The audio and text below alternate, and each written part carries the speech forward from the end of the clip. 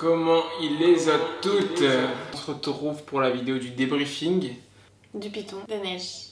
Voilà. De nos deux vlogs qu'on a postés la semaine dernière. Vous avez promis un débrief et aussitôt dit, aussitôt fait. Voilà. Le voici.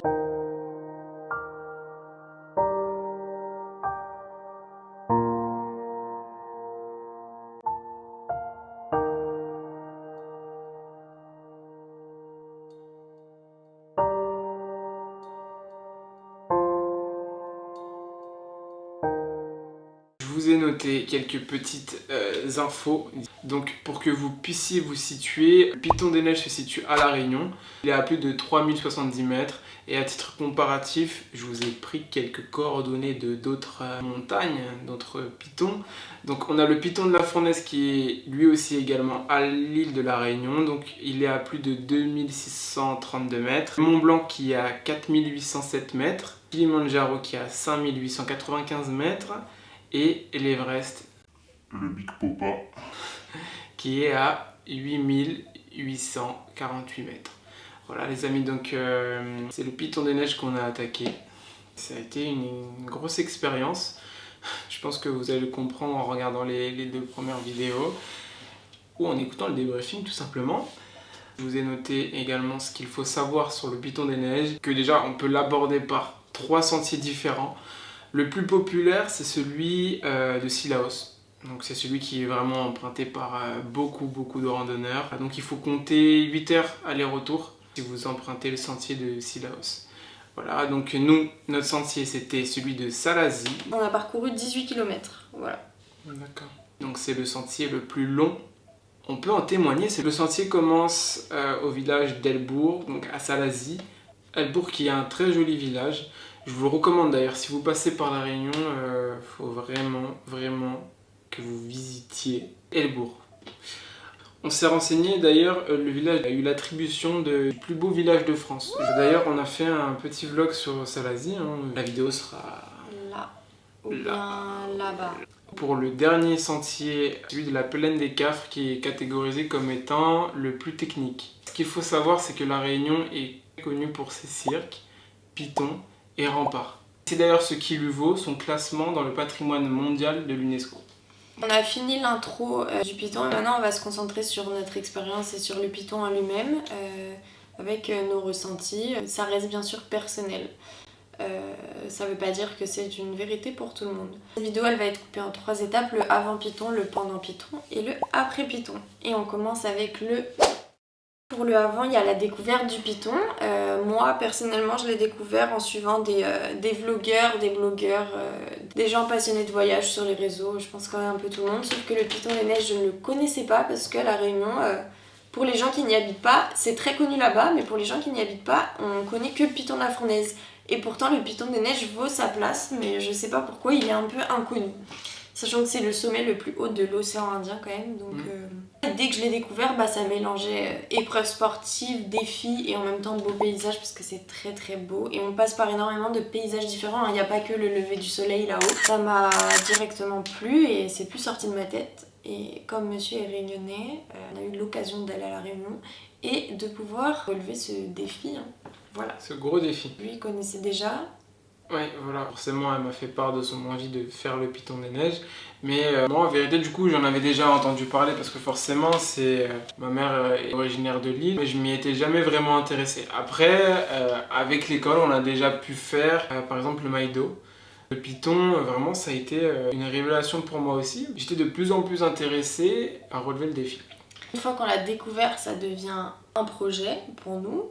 On s'y prépare des mois et des mois en avance, c'est-à-dire qu'on ne savait même pas qu'on allait à La Réunion, qu'on se préparait déjà, on n'attendait pas que vos billets soient pris et que vous disiez bon ce jour-là on fait le Piton des Neiges, du coup on pense. Nous on savait qu'on allait le faire dans notre vie, donc on commençait à se dire le Piton, parlez à vous-même, parlez à votre binôme, choisissez bien votre binôme parce qu'il est essentiel. Pour arriver là-haut, hein, parce que vous y arrivez, même si vous marchez avec vos jambes tout seul, vous y arrivez pas tout seul. Il y en a qui le font seul, mais c'est très dur. Moi, je sais que j'y arriverai pas, par exemple. Et je sais pas où tu trouves la motivation tout seul, mais On a croisé un monsieur, mais ça se voyait que c'était un habitué qui le montait tous les matins parce que il est monté, on n'a même pas fait 3 pas qu'il était déjà en train de redescendre et en plus il courait alors que nous on tombait tous les 3 mètres. Mais on a aussi croisé une maman avec son fils, il devait avoir 13-14 ans je pense, donc accessible à tous les niveaux. Vous pouvez y aller mais à votre rythme, si vous voulez prendre 3 jours pour monter au sommet, vous pouvez prendre 3 jours. Après c'est juste qu'il faut avoir assez de provisions et tout, mais il n'y a pas de... La randonnée dit 7 heures, c'est pas il faut être en 7 heures là-bas, hein. Nous, la preuve. Préparez-vous bien mentalement, à 100%, à 200% même, donnez-vous mentalement, et encore plus que physiquement. Pour avoir de bonnes conditions physiques, quand même, faut pas être un athlète pour le faire, vous pouvez le faire si vous êtes une personne lambda, mais après, si vous avez vraiment jamais fait de sport de votre vie, je pense que ça peut vite devenir dangereux en fait. Ouais, ça nécessite quand même une petite préparation physique parce que il peut se passer n'importe quoi en haut. Vous pouvez vous faire des claquages ou des grosses crampes, voire pire. On va éviter tout ça. Donc nous, on vous recommande de vraiment vous préparer physiquement. Ouais, en fait, il faut vous connaître. Et si vous faites du sport déjà dans votre vie, vous savez c'est quoi vos limites. Vous savez quand il faut dire stop, quand votre corps vous parle, vous arrivez à le comprendre. Et ça peut vous être utile en chemin, quoi. Après, moi je me suis pas préparée, je faisais même pas de sport à ce moment-là. Faut pas vous entraîner comme un fou, ça servira à rien. C'est pas parce que vous allez à la salle que vous pouvez faire le Piton des Neiges, c'est vraiment dans la tête. Et si vous avez un mental, vraiment foncez. Si vous n'avez pas de mental, restez sur votre canapé. C'est vraiment pas qu'une histoire de physique pour le coup, parce que faut être déterminé, mais on est en train de vous vendre la chose comme si c'était vraiment... non, mais je préfère faire de la prévention, comme ça vous... C'est sûr, il vaut prévenir que guérir. Ouais, j'allais le dire. Ouais. Et de toute façon, si vous aimez pas spécialement les défis, le sport et que c'est juste pour voir un lever de soleil, vous allez même pas apprécier. Donc allez juste dans votre voiture au Maïdo et ça sera très bien. C'est très très beau là-bas. Juste faites des choses qui vous ressemblent, quoi. Voilà pour la préparation. Du coup, le temps passe et vous arrivez bientôt au jour J. Parlons de la veille. Qu'importe l'heure où vous partez, nous on est parti à midi, vers midi. On a pu dormir jusqu'à 10h quand même. Mais c'est pas pour autant qu'il faut se coucher à 3h du matin et faire la fête. Soyez préparés, le sommeil c'est très important avant d'entreprendre ce genre d'épreuve. Dormez, il faut être conditionné physiquement, mais comme on vous l'a dit, il faut être aussi conditionné mentalement, et le repos ça contribue beaucoup au mental. Ouais, c'est vrai que ça fait du bien à votre cerveau et il a besoin de sommeil. Votre sac, vraiment, on l'a fait le jour même avant de partir, mais un conseil, faites-le la veille. Déjà ça vous stressera moins et comme ça vous êtes sûr de rien oublier parce qu'une fois sur place vous n'avez rien. Nada. Walou. Rien. Comme ça c'est clair, parce que nous on nous avait dit rien, mais j'étais quand même là, ouais vas-y, je vais trouver une poubelle, ouais, mais rien. Que nenni. Voilà. Nous, si je me souviens bien, moi j'avais 20 litres et lui il en avait 70, donc il avait un sac qui faisait plus de la moitié de son corps et moi qui faisait à peu près la proportion de mon dos. Le sien devait faire une quinzaine de kilos je pense, si c'est pas plus. Et le mien, je vous mens pas, moi si je dois dire le poids du mien, je dis qu'il faisait mon poids. Mais les amis, ne partez pas avec trop gros. Ouais. Déjà que le Piton est usant, alors avec un sac qui pèse des tonnes, ça l'est encore plus. Donc répartissez bien le poids si vous êtes 2 ou plusieurs. Le Piton n'est pas que le Piton, vous êtes... Ça reste une randonnée, mais pas comme les autres. Vous avez force, si vous montez tout en haut pour descendre, vous êtes obligé de passer par l'étape sac. Et c'est pas un sac à dos, c'est un sac lourd qui vous rajoute vraiment du poids. Comme si vous aviez grossi en fait, mais en un jour, quoi. Du coup, voilà, nous, on s'en est très bien sortis, c'était largement suffisant, mais ils étaient très remplis et c'était quand même très dur. Après, on va parler de ce qu'on a mis à l'intérieur et on commence par l'eau. L'eau. Parce que c'est le plus important, oui.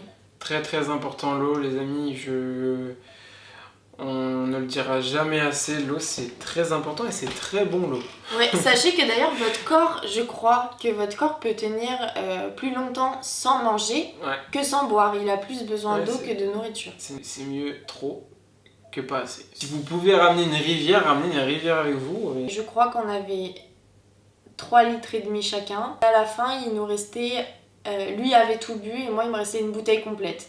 Après, si vous avez deux gros buveurs, bah, prenez plus. Ensuite, la nourriture. On a fait 2 repas plus un petit déjeuner, 2 gros repas plus un petit déjeuner, et ensuite c'était que des encas. Le premier repas, c'était au gîte de Bélouve. Les 2 repas c'était des gîtes. Les gîtes sont considérés comme étant des points, donc Ouais. nous, c'était des points vraiment où ça nous permettait de nous reposer, ou voilà. 30-45 minutes. Mais après, vous pouvez les faire où vous voulez. Hein. On a pris tout ce qui est pâté, saucisson. On avait pris du pain pour faire un sandwich, des chips. Il a failli prendre un Oasis. Moi, je pense personnellement qu'il est préférable de prendre de l'eau parce qu'on sait que quand on boit du sucre, ça nous rassasie sur le moment, mais le sucre donne soif. Donc ça vous fera automatiquement boire plus et vous pouvez pas vous permettre de boire trop. Le petit déjeuner. On avait des brioches. Plein de fruits, donc il y avait des mangues, de la papaye, des capricènes. Franchement, par rapport au repas, d'ailleurs, merci Maïva. On nous a donné des petits trucs de maman, quoi. Ma famille a beaucoup contribué en soi, que ce soit en question de motivation, on nous a pas mal motivés, puis ils ont été là pour nous préparer. Après les repas, il y a les encas, donc nous on avait pris des bananes très consistants avec du goût et c'est très bien. On avait pris des gâteaux, des barres de céréales sans chocolat parce qu'à La Réunion il fait très chaud et du coup ça fond. Et après c'est le bordel dans le sac, il n'y a pas de poubelle, vous êtes obligé de garder avec vous, c'est pas judicieux. Du coup les pommes-potes que je disais, très sucrés aussi, c'est très bien. Enfin, les bonbons, mais ça vous pouvez prendre ce que vous voulez tant que ça vous fait plaisir et que c'est quelque chose que vous aimez pour nourrir votre mental. Même si ça vous nourrit pas, ça nourrit votre mental et bichonnez-le. Voilà. Ouais. Vous verrez ça comme une récompense et une fois dans le bec, c'est vraiment bien. Et c'était largement suffisant. Hein. Pensez peut-être à prendre des médicaments. Ma mère nous avait confié des petites Vous avez donné un médicament contre les crises d'angoisse. Le fait de prendre de l'altitude, forcément, vous serez amené à manquer d'air. Donc ça peut toujours servir, sachant que vous êtes seul, vous allez croiser très peu de monde. Quand il fait nuit, ça commence à faire un peu peur. Vous pouvez pas savoir vos réactions, donc prenez du Doliprane, parce que après, si vous êtes pas bien, vous êtes toujours dans la mouise, quoi. Ouais. Des pansements aussi, on n'a pas pris, mais si on avait fait notre sac la veille, peut-être qu'on aurait pensé. Soyez très prévoyants, les amis. Après, la dernière chose qu'il y avait dans nos sacs, c'est des choses, tout ce qu'il y a à part. Donc, on avait pris des lingettes. On a voulu, mais on les a oubliés au dernier moment, nos brosses à dents. Mais après, voilà, brosses à dents, dentifrice, du papier toilette. Pour penser au sac poubelle parce que vous garderez vos déchets avec vous et c'est mieux quand même de les mettre à part. Voilà. D'ailleurs, ça, je tenais à le souligner, les lieux sont vraiment super propres. Conservez dans votre sac, si vous n'avez pas de sac poubelle, dans un petit coin, limite dans la poche. Si vous en avez, prenez des batteries externes. Là-bas, sachez que vous manquerez pas de réseau, pas spécialement de réseau, parce que c'est bien desservi. Hein. Si vous avez un problème, vous pouvez appeler. Et, chose à laquelle nous n'avions pas forcément pensé, prenez des lampes frontales. Et on a dû faire sans, sachant qu'on a eu un problème de timing, on a marché plus de la moitié dans le noir. Avec ça là, attendez, je vous éblouis avec là, ça. Et une petite, c'est ça les petites lampes torches là de Décathlon que tu tiens comme ça. Comme ça, voilà, avec ça. C'est limite les petites lampes que tu as à côté de ton lit pour te déplacer la nuit en fait. C'est la chose à avoir si vous... déjà si vous marchez dans le noir tout court. C'est l'objet à emporter. Après c'est faisable, hein, encore une fois, c'est faisable. Mais c'est juste handicapant. La portée de la lumière est clairement différente que le flash de nos téléphones ou que la lumière de cette petite lampe quoi. Si vous avez un drone, emmenez-le quoi. Même si c'est gros et que du coup ça rajoute du poids, prenez-le parce qu'en haut vous avez quand même... une très belle vue. Ouais, vous l'avez pas porté pour rien. C'est clair. Vous pouvez aussi vous fournir un bâton de randonnée, c'est vraiment pas mal aussi parce que je peux vous dire que vous appuyez, je pense que vous appuyez sur les bâtons en fait, ce serait beaucoup mieux pour vous. Ouais. Nous on avait la tente qu'on a mise sur l'extérieur du sac parce que clairement si vous la mettez à l'intérieur vous n'aurez plus de place pour vos vivres. La tente nous a aussi été fournie d'ailleurs à Alexandre. Merci que vous avez pu voir dans notre vlog de Langevin. Voilà, c'est lui. Voilà. Et d'ailleurs, félicitations à lui parce que à l'heure même où on tourne cette vidéo, il vient de terminer le Python. Donc voilà. Sa deuxième ascension. Sa deuxième fois. Il fait quelque chose que je recommande pas forcément, pas du tout même, mais je sais pas comment, il monte et il redescend. Quand vous partez avec la pensée de vous dire que une fois en haut, vous serez pas seulement très haut, vous serez vraiment face à un spectacle inexplicable, à quelque chose de vraiment grandiose. Donc, au-dessus des nuages, quoi. Ouais. C'est pas tous les jours. Voilà, je crois qu'on n'a rien oublié pour le sac. Ouais. Donc une fois que vous avez ce bolide sur le dos, vous pouvez vous rendre au point de départ. C'est aidé de l'application Rando Python, où vous pouvez trouver toutes les randonnées disponibles sur l'île de la Réunion, dont toutes les montées au Piton des Neiges, parce que c'est expliqué par étape succincte, par étape détaillée, à l'aide d'un plan, d'une carte avec le chemin et puis avec votre petite position qui bouge. On passe au...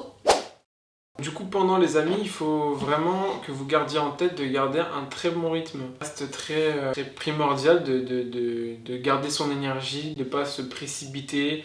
Je parle en connaissance de cause parce qu'on a entrepris du coup le sentier Cap Noir. Cirque Mafat. Le cirque Mafat, il a commencé vraiment un petit peu en bourrin. Ouais. Encore, il a de l'énergie et du coup, c'est automatique. Si tu Tu lui dis, dis pas ouais. non, arrête-toi, et ben Donc- lui, il dépense quoi. 10 rythmes, 10 pauses, n'hésitez pas à prendre des pauses. C'est-à-dire 0,5% de toute la randonnée, vous allez être sur du plat. Hein. C'est que des rochers. Prenez des bonnes semelles sur vos baskets. Que des rochers, que des rochers. Ça monte, ça descend, c'est un pic, il y a des marches, des marches grandes, petites, des branches, tout. Des chemins étroits, des grands chemins. Tout sauf du plat. Ça va casser votre rythme. Votre réserve d'énergie, elle est très importante. Nous faisions des pauses, je sais pas. Déjà, on faisait des pauses toutes les heures pour faire nos vidéos de chaque heure. 5 minutes le temps de tourner la vidéo. On faisait pas des pauses toutes les machins, on écoutait nos corps. Par exemple, je sais que sur la fin, on Ah. était vraiment à bout, Ah ouais. donc du coup, on faisait des pauses toutes les 5 minutes. Ouais. Très grande Ah oui. pause. Et ça varie aussi selon l'endroit de votre parcours, selon à où vous êtes. Et vous dites pas on fait des pauses toutes les 15 minutes ou toutes les 30 minutes. Vous dites pas bon là ça fait 30 minutes donc on s'arrête. Juste écoutez plus votre corps et attendez pas d'être en train de mourir pour faire une pause. Hein. Genre vous dites pas non il faut y aller hein, parce que ça sert à rien. Enfin vous allez jamais y arriver, vous allez vous écœurer. Hein. Faites, même si vous n'êtes pas à bout de souffle, faites une pause. Parce que quand vous mangez un petit peu et même juste vous asseoir, après quand vous vous relevez, je sais pas, il y a un petit élan parce que vous allez monter des marches où il y aura une 50aine de marches et en plus ça va tourner. Alors vous montez, vous vous dites c'est fini, mais quand vous arrivez à l'autre bout du virage, non c'est pas fini. Mais nous des fois on faisait des pauses dans ces marches. C'est vrai qu'il y a le Piton, mais il y a le Piton jusqu'au gîte du Four. Et du coup, le Piton pour la dernière ascension, et ça c'est vrai que par rapport au rythme et aux pauses, du coup c'est deux randonnées différentes. Après on a mis on a mis plus du double du temps à arriver là-haut, mais c'est pas grave, le principal c'est qu'on y soit arrivé. Je suis très fier de nous parce que c'était Je suis un peu déçue quand même une épreuve. de pas avoir eu le dernier courage de sortir l'appareil pendant la dernière montée. Tellement on était épuisés. Ouais. Mais ça aurait été bien quand même de vous Ouais. avoir juste une petite vidéo pour vous dire, mais Bah, après, c'était dur, franchement, c'était trop dur. je sais même pas comment j'ai sorti mon téléphone une fois en haut. Je voulais vraiment sortir le Ouais. téléphone pour vous dire c'est bon, on y est en fait. Pour garder en souvenir que le pas était franchi. Heureusement, parce que moi je l'aurais pas fait. J'avais plus du tout d'énergie. J'ai vraiment réussi à monter la tente par la détermination de me dire là j'ai envie de me poser, on doit se poser. Ils ont mis en place du coup au sommet des petits des cailloux en fait en forme de rond pour pouvoir installer les tentes et être protégé du vent. Vous arrivez pas sur un truc qui est comme ça quoi. Il y a quand même une petite zone de plat où vous pouvez vous poser, vous inquiétez pas. Il y a de la place pour tout le monde parce que je pense qu'il y a pas des nuits où il y a 20 tentes qui sont posées au Piton. Nous, il y en avait 2, je crois. Ouais, il y en avait seulement 2. 2 à côté de nous. Ouais, c'est tout. Donc, du coup, en parlant de la dernière montée, donc c'est le gîte de la caverne du Four, c'est le gîte qui est juste en bas du Piton parce qu'il est quand même à 2 heures du Piton. Donc moi je pensais qu'il était vraiment à 10 minutes, mais non, il est à 2 heures. Et dites-vous, déjà dans ma tête, je me disais, mais comment je vais les tenir 1h50 ? Si on m'avait dit que j'allais devoir tenir 3h20, je pense que j'aurais dit non. Je n'en vais. Pour l'oxygène, essayez pas de faire... Parce que si vous prenez une grande inspiration, Déjà vous allez avoir très mal au poumon. Une grande inspiration, vous allez pas réussir à la faire, donc vous allez vouloir en faire une autre et c'est comme ça qu'on arrive à une crise de panique. C'est bizarre parce que c'est le même air, mais en fait t'as l'impression qu'il n'y a pas de l'air pour tout le monde. Ouais, c'est ça. Bah voilà les amis, je pense que vous le connaissez, hein, ce petit point dans les côtes là, quand vous respirez, que vous êtes un peu en... C'est pas une vidéo pour vous décourager ou quoi que ce soit, mais c'est juste... C'est de la prévention. On appuie vraiment sur les points à faire attention, etc. Mais il y a aussi plein de bons moments. Hein. Des moments où ça va mieux dans le mental, où vous êtes là, quoi, et où vous vous dites je vais y arriver. Mais parlons des mauvais moments parce que c'est sur quoi il faut le plus travailler. Le dernier point, bien sûr, c'est votre binôme ou votre trinôme ou votre groupe. Choisissez-le bien. Soyez avec des personnes ou une personne minimum qui vous encourage, qui croit en vous, qui vous parle, c'est tellement important. Ouais, qui vous parle parce qu'il faut pas que dire c'est dur, il faut parler de plein de choses, il faut aussi prendre du temps pour regarder les paysages, pour machin, pour regarder les paysages et pour profiter, pour se dire bah on est là quoi. C'est ce qu'on a tendance à faire au final, c'est quand on est trop focus sur un objectif, on oublie de regarder autour. Ouais. Et vraiment, nous, on s'est arrêté parce qu'à un moment, je sais qu'on s'est arrêté parce qu'on était devant le cirque de Salazie. C'était un paysage... C'était un paysage fantastique, donc on a été obligé de s'arrêter pour prendre quelques photos. Mais ne vous dites pas que c'est dur. Vous le savez dans vos yeux, votre corps parle, vous transpirez, vous avez du mal, vous vous tirez des fois, mais vous le dites pas. À partir du moment où il y en a un qui va dire c'est dur, j'en peux plus, l'autre, si vous répond j'en peux plus, et vous dites quoi? Franchement, on arrête alors, on arrête. Si vous êtes deux à penser comme ça, c'est équivalent en fait à poser la tente là et à se dire vas-y on fait une pause, c'est bon, viens on dort ici, j'en ai marre. Des fois lui là il m'a lâché des petits oh c'est dur.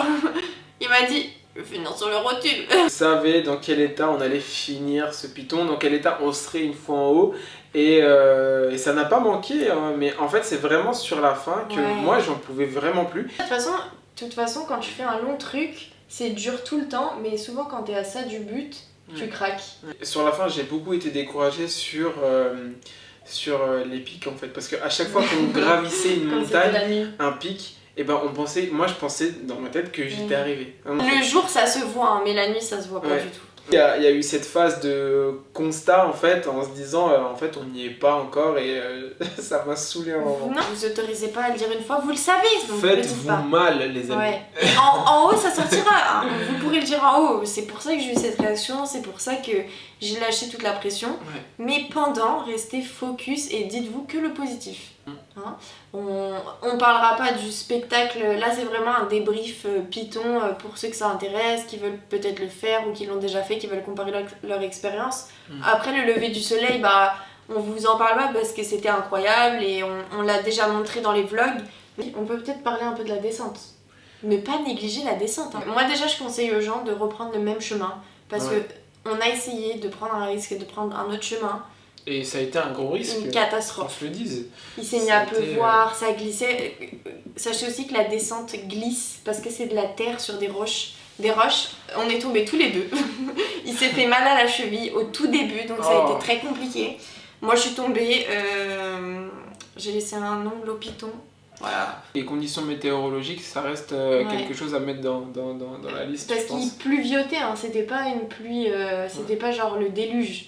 Mais du coup, ça rendait les roches glissantes. À la fin, quand on a vu les constructions humaines, c'était que d'émotions. C'était une belle sensation aussi. Hein, on a eu beaucoup d'émotions une fois en haut, mais une fois en bas, c'était aussi énorme. Voilà. C'était incroyable. Je pense qu'on a fini pour le pendant.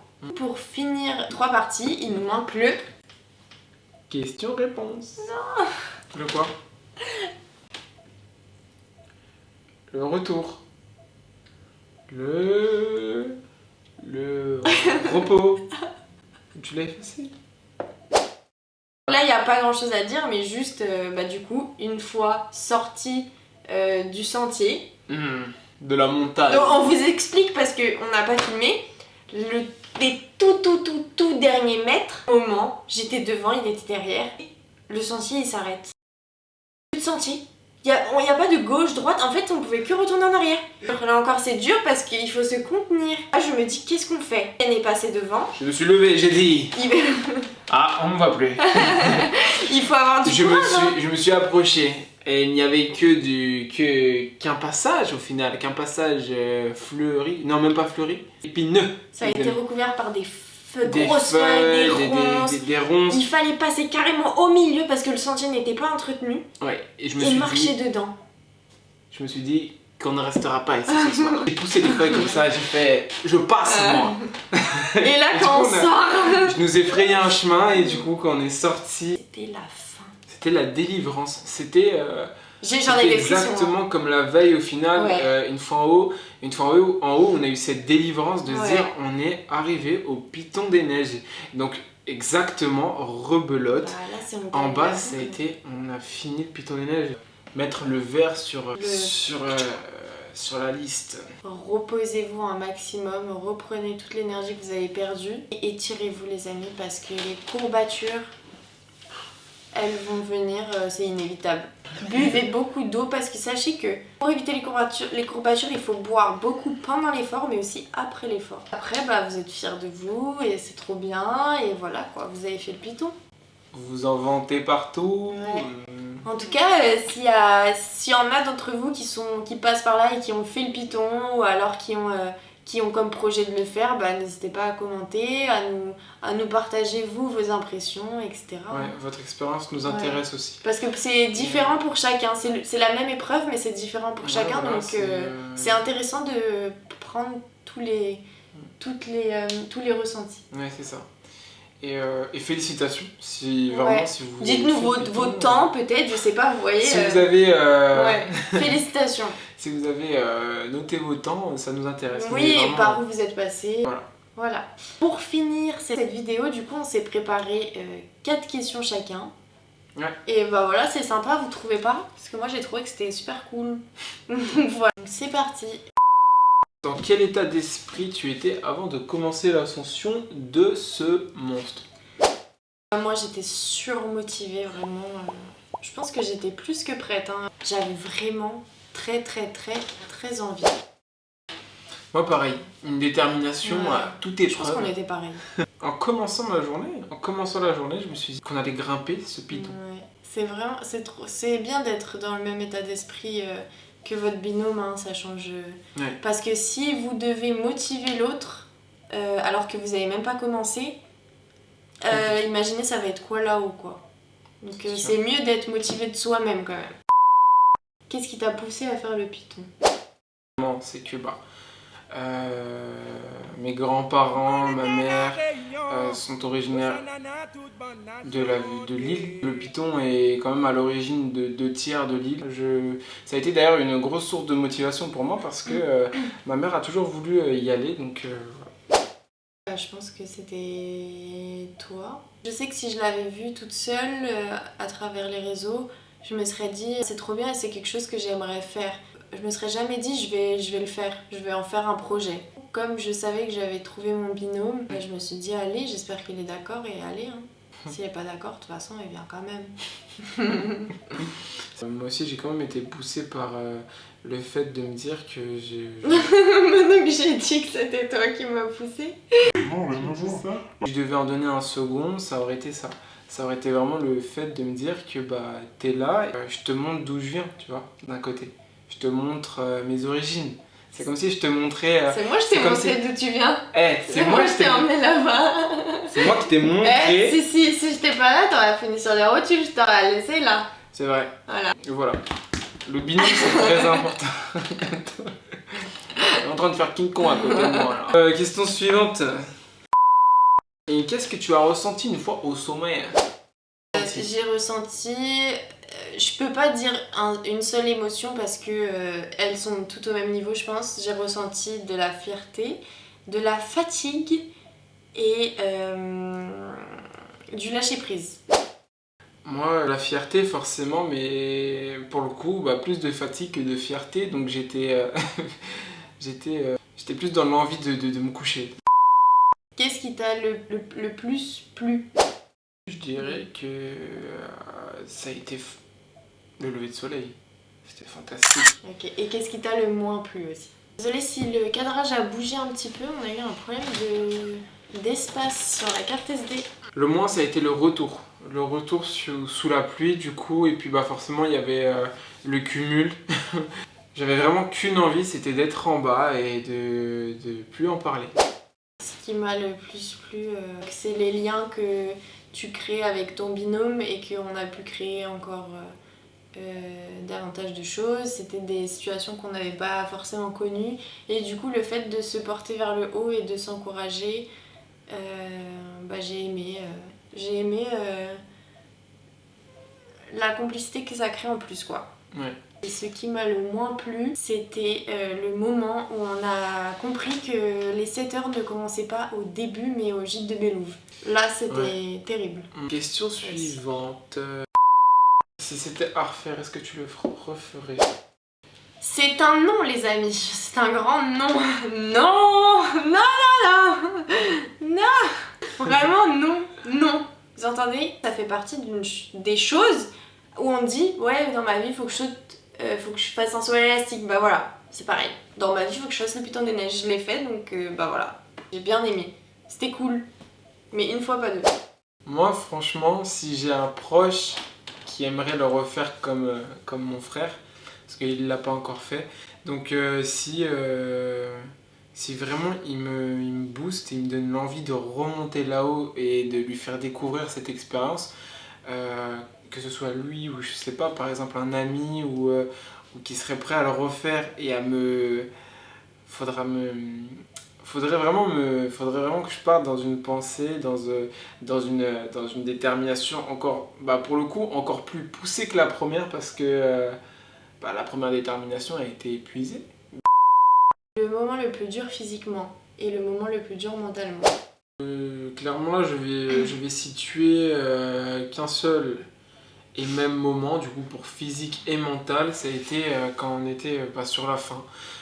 Physiquement, j'en pouvais plus. Et mentalement, comme je l'ai déjà dit, je voulais vraiment trouver. J'étais plus dans l'optique de trouver le python, j'étais dans l'optique de trouver une safe place pour l'attente et c'est tout. Voilà. Pour le physique, par contre, c'est pareil parce que l'oxygène ça te détruit ton physique. Vraiment, c'était très dur. Et j'arrivais quand même à être plus là mentalement que lui, je le sentais. Le moment où j'étais le plus bas mentalement, je pense que c'est quand on est arrivé au gîte de la caverne du four, donc le deuxième gîte. Et je me suis vraiment dit comment je vais faire pour me relever après le repas et attaquer 2 heures de marche. Vraiment dans ma tête, je me suis dit ça profondément. Je l'ai pas dit, j'ai essayé de pas le montrer, mais je me suis vraiment demandé comment j'allais être capable de faire ça. Le moment où tu as eu le plus envie d'abandonner? L'idée de poser la tente en voyant 1 millimètre de plat dans la dernière montée du Python, je me suis vraiment dit est-ce que je lui proposerais pas qu'on pose la tente? Parce que je veux plus de lever de soleil, je veux plus rien. Et j'avoue que dans ma tête c'est passé. Je t'aurais dit oui. Mais j'ai réussi, je sais pas comment, à ne pas sortir ma pensée. Moi, du coup, pour différencier, ça a été aussi ce moment-là, mais pour mettre une différence, je vais situer le moment où on était en bas et sur la fin, on a traversé une forêt. Donc, en fait, donc on te disait que pour arriver à Elbourg, je sais pas, par exemple, un exemple, il te faudrait 1h50. Et en fait, tu marches, ça fait plus de 30 minutes que tu marches, et puis tu vois que quand tu arrives devant un autre panneau, le panneau te dit 1h40. Non, c'est pour ça, les amis, il faut du mental de fou. En fait, il faut que votre mental ait du mental. Et la dernière question, du coup, pour conclure, ce que tu n'avais pas avant de faire le Python que tu as maintenant. Je me sens encore plus capable de faire les choses parce que je me dis qu'au moment où on y était, j'en pouvais plus, mais malgré ça, au final, on y a été. On n'a pas abandonné, on est allé jusqu'au bout. On a terminé ce défi, donc forcément, après, t'es conditionné. Et puis, je dirais que c'est la volonté. Voilà. Beaucoup plus de volonté, je pense. Moi, j'ai